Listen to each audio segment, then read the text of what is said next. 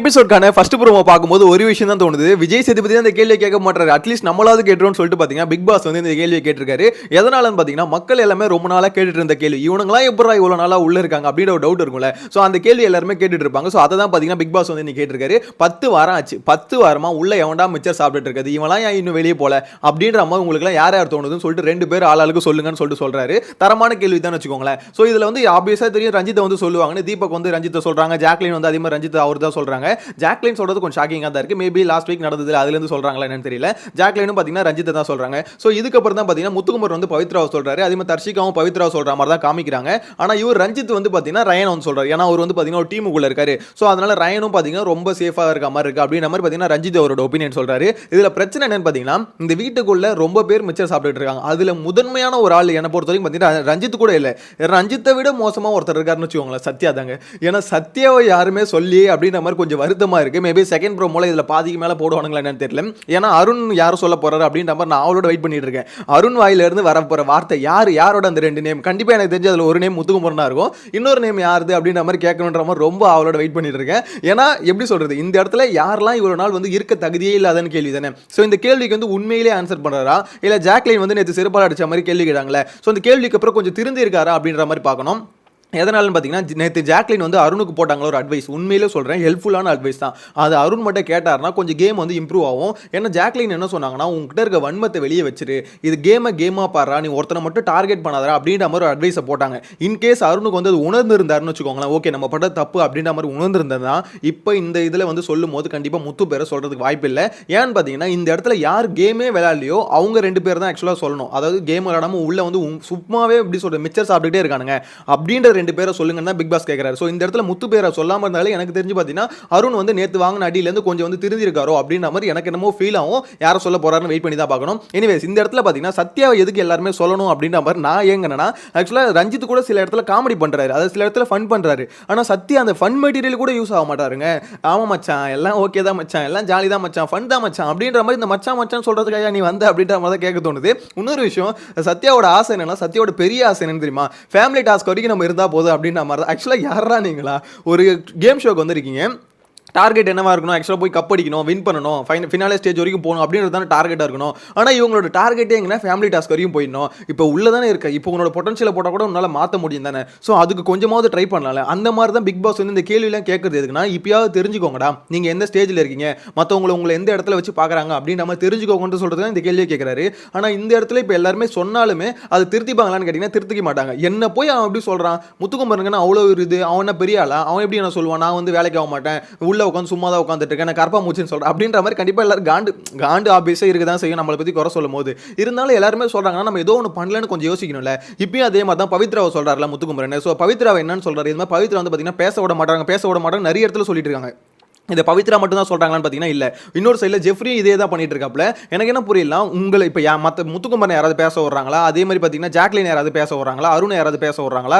So இங்கே வந்து பார்த்தீங்கன்னா நம்ம தான் நமக்கான வாய்ப்பை வந்து உருவாக்கிக்கணும். இது வந்து பார்த்தீங்கன்னா இவங்க இந்த இடத்துல பேசுங்க அப்படின்ற மாதிரி யாரும் இங்கே ஷெடியூல்லாம் போட மாட்டாங்க. ஜெஃப்ரிலாம் எனக்கு தெரிஞ்சு பார்த்தீங்கன்னா இப்போ நான் நாமினேஷன் ஃப்ரீ பாஸ் வர ஜெஃப்ரிக்கு தான் போயிருக்கு. நேற்று நடந்துல டாஸ்க்கு, அந்த டாஸ்க்கில் வந்து பார்த்தீங்கன்னா முடிஞ்சதுக்கப்புறம் அந்த பாசத்துக்கு ஜெஃப்ரிக்கு தான் கொடுத்துருக்க மாதிரி அப்டேட் வந்திருக்கு. ஸோ அப்படி இருக்கும்போது ஜெஃப்ரி வந்து பார்த்தீங்கன்னா கடந்த 2 வாரமாக நாமினேஷன்லேயே இல்லாத எஸ்கேப் ஆகி தான் இருக்காரு. ஸோ அப்படி இருக்கும்போது இது வந்து பார்த்தீங்கன்னா என்ன பேச விட மாட்டாங்கன்னு சொல்லிட்டு பவித்ரா ஆகட்டும் ஜெஃப்ரி ஆகட்டும் இவங்க என்ன பண்ணுறாங்க, பேசவே மாட்டாங்க. எனக்கான வாய்ப்பே கொடுத்தாது, நான் வாய்ப்பு கொடுத்தா தான் பேச முடியும். இப்போ யாராவது ஒருத்தர் வந்து பவித்ரா நீங்கள் பேசுங்கம்மா அப்படின்னு சொன்னால் மட்டும்தான் பவித்ரா பேசுவாங்கன்னு நினைக்கிறேன். பவித்ரா அப்படிப்பட்ட ஷோ இல்லை இது வந்து டஃப்பான கேம். இங்கே நம்ம தான் நமக்கான வாய்ப்பை வந்து உருவாக்கிக்கணும். இவங்களை வந்து இன்னொருத்தவங்க வாய்ப்பை ஏற்படுத்தி கொடுப்பாங்க பேசுறதுக்கு அப்படின்ற மாதிரி இருந்தால் நீங்களும் சரி ஜெஃப்ரியும் சரி அப்படியே ஒரே இடத்துல இப்படி சொல்லிட்டு புள்ளையார் மாதிரி பிடிச்சி வச்ச புள்ளையார் மாதிரி அப்படியே இடத்துல உட்காந்துட்டு அப்படி தான் போயிடணும். என்ன பொறுத்தவரைக்கும் பவித்ரா நிறைய இடத்துல டென்ஷன் ஆகிறாங்க.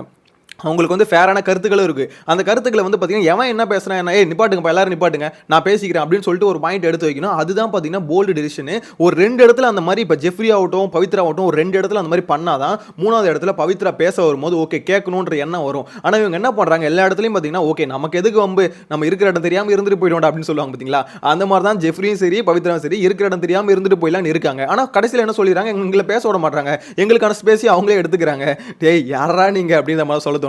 ஆனால் இந்த இடத்துல பார்த்தீங்கன்னா ஃபேர் தான், ரஞ்சித் வந்து சொல்கிறது ஃபேர் தான். ஏன்னா ஜாக்லின் சரி தீபக்கும் சொல்கிறதுக்கான காரணம் என்னன்னா ரஞ்சித் வந்து ஒன்றுமே எப்படி சொல்கிறது சத்யாவோட கம்பேர் பண்ணும்போது தான் பெட்டரா பண்ணியிருக்காரே தவிர மற்றவங்களை கம்பேர் பண்ணும்போது ரஞ்சித் வந்து பார்த்தீங்கன்னா ஒரு சில இடங்கள் அதாவது ஒரு 2 வாரத்துக்கு ஒரு தடவை நல்லா ஃபன் பண்ணுவார். அதுக்கப்புறம் பார்த்தீங்கன்னா சட்டில் அடங்கிடுவார். அதுக்கப்புறம் பார்த்தீங்கன்னா இனிஷியல் ஒரு 2 வாரத்தில் வந்து ஃபன் பண்ணியிருந்தாரு. அதுக்கப்புறம் அடங்கிட்டார். இப்படி தான் பார்த்தீங்கன்னா ரஞ்சித்தோட கேம் பிளே இருக்கு.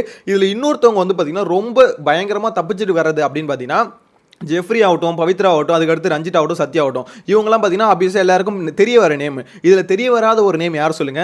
அன்ஷிதா தான். ஆக்சுவலாக இவங்கலாம் தெரிய வராங்களா? அன்ஷிதாவும் அதே மாதிரி தான். ஆக்சுவலாக ஒரு சில இடங்கள்ல அவங்க கேம் பிளே இருக்கும், ஒரு சில இடங்களில் பயங்கரமாக எமோஷனலாக கத்துவாங்க. அதை தவிர அன்ஷிதாவை வந்து பார்த்தீங்கன்னா பார்க்கவே முடியாது. இப்போ போன வாரத்தில் கத்துனாங்கல்ல, அதுதான் பார்த்தீங்கன்னா அன்ஷிதாவோட பீக்கு. எப்படி ஒரு 4 வாரத்துக்கு கழிச்சு வந்து பீக்கே பார்த்தீங்கன்னா போன வாரத்தில் வந்து அன்ஷிதா கத்துனது தான். அதுக்கு 4 வாரத்துக்கு அன்ஷிதா என்னமா பண்ணிட்டு இருந்தாங்க அப்படின்னு பார்த்தீங்கன்னா நாமினேஷன்ல வராமல் இருந்தாங்க. ஸோ அதுதான் பார்த்தீங்கன்னா அன்ஷிதாவோட சேஃப் பிளே. இவங்களாம் எப்படி தெரியுமா ரொம்ப சேஃபாக விளையாடி இந்த வன்மத்தில் வந்து நாமினேட் பார்த்தீங்களா, இவங்களால தான் அவங்க தப்பிக்கிறானுங்க.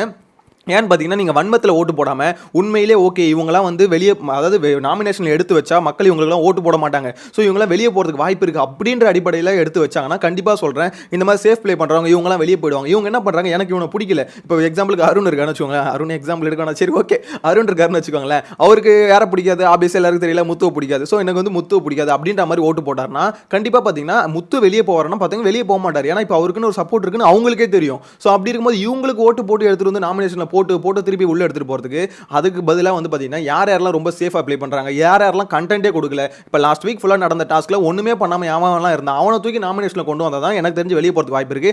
இந்த வார நாமினேஷன்ல அதிகமா வெளியே போறதுக்கு வாய்ப்பு யாருக்கு இருக்குன்னு பாத்தீங்கன்னா கண்டிப்பா தர்ஷிகாக்கு தான், மேடம்க்கு தான். ஸோ மேடம்க்கு வர பர்த்டே விஷயம் நேற்று தர்ஷிகா வந்து பாத்தீங்கன்னா சாரி கேட்டுட்டாங்க முத்துக்கிட்ட. ஆனா முத்து வந்து பாத்தீங்கன்னா அந்த அளவுக்கு பேசுற மாதிரி இல்லை, கொஞ்சம் அவாய்ட் பண்ணிட்டு போன மாதிரி தான் இருந்தது. என்னன்னா ஓகேமா பிறந்த நாள் வாழ்த்துக்கள் அப்படின்னு நம்ம சொல்லிட்டு ஏதோ பேசணுமேன்னு பேசுன மாதிரி தான் இருந்தது. எனக்கு தெரிஞ்சு பாத்தீங்கன்னா பெருசா இல்லை, எது வந்தாலும் சாட்டர்டே நைட் பேசிக்கலாமா அப்படின்ற மாதிரி பார்த்தீங்கன்னா அந்த மாதிரி சொல்லி விட்ட மாதிரி இருந்தது. அந்த அளவுக்கு தர்ஷிகாவா என்னதான் வந்து வாலண்டியரா சாரி கேட்க வந்தாலுமே பெருசா எப்படி சொல்லுது பிடி கொடுத்து பேசாத மாதிரி தான் இருந்தது. ஒரு காரணம் வந்து உண்மையிலேயே பிடி கொடுக்க கூடாது அப்படின்ற எண்ணமா இருக்கலாம். இன்னொன்று வந்து பார்த்தீங்கன்னா தூக்கத்தில் இருந்தவனை எழுப்பி நான் வந்து சாரி கேட்கணும்னு சொன்னா எவனா இருந்தாலும் அப்படி தானே பேசுவோம். அப்படி அந்த ஆங்கிளையும் நம்ம எடுத்துக்கலாம். ஸோ 2 ஆங்கிள் எப்படி எடுத்துக்கிறதா இருந்தாலும் எடுத்துக்கலாம். ஆனால் முக்கியமான மேட்டர் என்ன பார்த்தீங்கன்னா இந்த வாரம் வெளியே போகிறது கம்பல்சரி தர்ஷிகா தான். ஏன்னா தர்ஷிகா தான் பார்த்தீங்கன்னா அன்அஃபிஷியல் அவுட் போல ரொம்ப கீழே இருக்காங்க. இன்னொரு ஒரு சர்ப்ரைஸ் என்னன்னு பார்த்தீங்கன்னா ரொம்ப இன்கேஸ் இந்த வாரம் பார்த்தீங்கன்னா டபுள் எவிக்ஷன் இந்த வாரமும் இருந்தால் இன்னொரு சர்ப்ரைஸ் எலமெண்ட் எல்லாருக்குமே இருக்கும். என்னன்னா ஜோடி புறாக்கள் இருந்தாங்களா கிரிஞ்சு லவ்.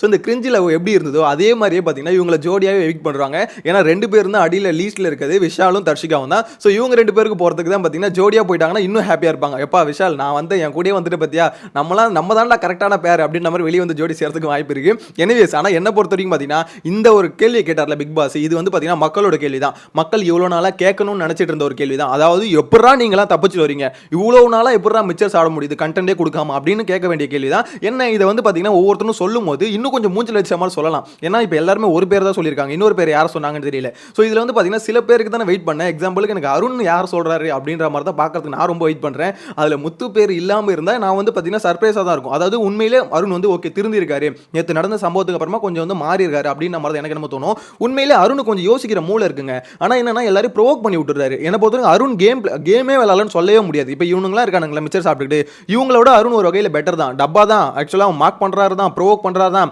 போட்டு பொழக்கணும்னு தான் தோணும், போட்டு கும்மா குத்தணும்னு தான் தோணும். இதெல்லாம் இருக்குது ஒரு பக்கம், அதெல்லாம் பிரச்சனையே இல்லை. இருந்தாலும் பார்த்தீங்கன்னா ஏதோ ஒரு கேம் ப்ளே பண்ணுறாருல. ஸோ கேமே ப்ளே பண்ணாமல் இவனுக்கு இவ்வளோ நாள் இருக்கிறது தான் பார்த்தீங்கன்னா பிக் பாஸோட டவுட்டு. அவன் கேம் ப்ளே பண்ணி தப்பாக பண்ணுறான் அப்படின்றது பிரச்சனை இல்லை. ஆனால் நீங்கள் கேம் ப்ளே பண்ணாமே உள்ளே எப்போ சும்மாவே இருக்கீங்க. என்ன பொறுத்தவரைக்கும் சத்தியாக இருக்கிறதுல ரொம்ப ஓப்பனாக சொல்ல இரிட்டேட் ஆகுதுங்க. ஏன்னா கண்டென்ட்டே இல்லாமல் ஒரு இடத்துல வந்து எப்படி அவரோட வாய்ஸே இல்லாமல் ஒரு கண்டஸ்டன்ட் வந்து உள்ளே இருந்துட்டு இருக்காருன்னா என்ன பொறுத்தவரைக்கும் சத்யா தான். விஜய் சேதுபதி ஸ்பீச் ட்ரைனிங் கொடுத்துருக்காரு, சத்யா இப்படி பேசணும்னு. இன்னும் என்னெல்லாம் பண்ண போகிறான்னு தெரியல. எனக்கு தெரிஞ்சு சத்யாலாம் ஃபினாலே வரைக்கும் வந்தாருன்னு வச்சுக்கோங்களேன், அவ்வளோதாங்க. இந்த சீசன் மாதிரி ஒரு ஒஸ்ட் சீசன் எதுவுமே இருக்காது. ஏன்னா சேஃபாகவே விளையாடி ஒருத்தன் ஃபினாலே வரைக்கும் வந்தானா ஆச்சரியப்பட வேண்டிய விஷயம் தான். உங்களுக்கு கருத்து மறக்காம கமெண்ட்ல மென்ஷன் பண்ணுங்க. சேனலை ஃபஸ்ட் டைம் பார்த்தீங்கன்னா சப்ஸ்கிரைப் பண்ணி வச்சுக்கோங்க. நெக்ஸ்ட் வீடியோவில் மீட் பண்ணலாம். Bye by.